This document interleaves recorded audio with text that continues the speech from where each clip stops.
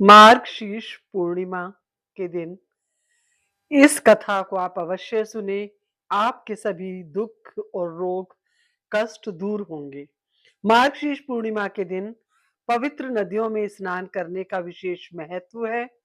मान्यता है कि इस दिन भगवान विष्णु जी की पूजा करने के साथ साथ इस कथा को आप सुने और इससे आपके सभी कष्ट दूर होंगे। मार्गशीर्ष पूर्णिमा का दिन भगवान विष्णु जी को समर्पित है। इस दिन लोग जगत के पालनहार श्री हरि विष्णु की कृपा पाने के लिए व्रत तथा पूजन करते हैं। इस दिन पूजा करने के साथ सत्यनारायण भगवान की कथा पढ़ना और सुनना बहुत ही शुभ होता है। मान्यता है कि ऐसा करने से व्यक्ति को पुण्य फलों की प्राप्ति होती है, साथ ही जीवन के सभी कष्टों से मुक्ति भी मिलती है। मार्गशीर्ष पूर्णिमा व्रत कथा।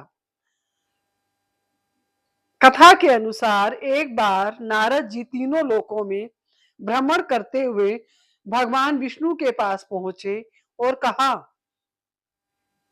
कि हे प्रभु, धरती पर लोग बहुत ही कष्ट भोग रहे हैं। उन्होंने भगवान से कहा, आप ऐसा कोई उपाय बताएं जिससे कि लोगों का कल्याण हो। यह सुनकर भगवान श्री हरि ने कहा कि जो व्यक्ति सांसारिक सुख और मृत्यु के बाद मोक्ष प्राप्त करना चाहता है, उसे श्री सत्यनारायण भगवान की पूजा व व्रत करना चाहिए। भगवान विष्णु ने फिर सत्यनारायण व्रत के बारे में विस्तार से बताया और कहा कि जिसने भी यह कथा करी है, यह कथा सुनी है और व्रत किया है, वो सब जरूर हर कष्ट से मुक्त होंगे। सत्यनारायण की एक कथा के अनुसार पहले समय में उल्का मुख नाम का एक बुद्धिमान राजा था। वह सत्यवक्ता और जितेंद्रिय था।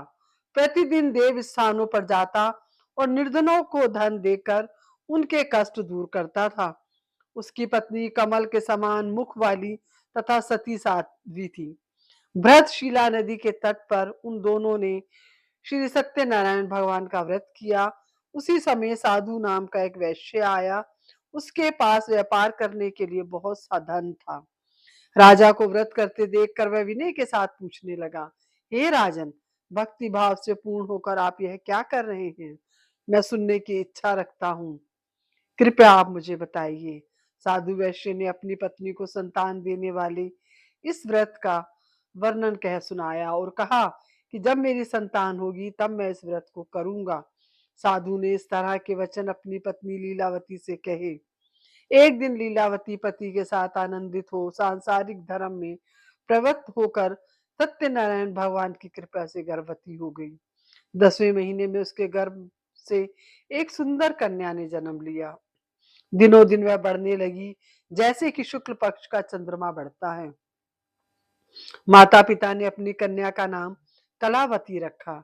एक दिन लीलावती ने मीठे शब्दों में अपने पति को याद दिलाया कि आपने सत्यनारायण भगवान के जिस व्रत को करने का संकल्प लिया था, उसे करने का समय आ गया है।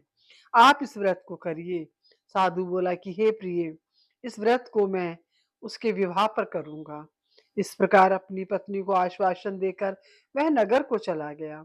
कलावती पिता के घर में रह वृद्धि को प्राप्त हो गई। साधु ने एक बार नगर में अपनी कन्या को सखियों के साथ देखा तो तुरंत ही दूत को बुलाया और कहा कि मेरी कन्या की योग्य वर देख कर आओ।